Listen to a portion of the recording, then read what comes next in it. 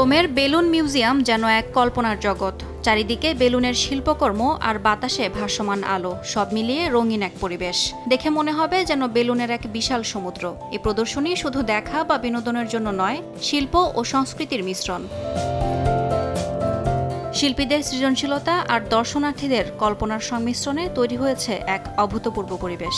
প্রদর্শনীতে রয়েছে বিশাল আকারের বাড়ির মতো এক ভাস্কর্য, যার ভেতরে শুধু বেলুন দিয়ে ভর্তি। এছাড়াও ঝুলন্ত লাইট স্থাপন করা হয়েছে। বিশাল আকৃতির বল আর একাধিক আলো আঁধারের খেলা দর্শকদের বিস্ময়ে ভরিয়ে দিচ্ছে। এই প্রদর্শনীটি খুব মজার এবং অনন্য।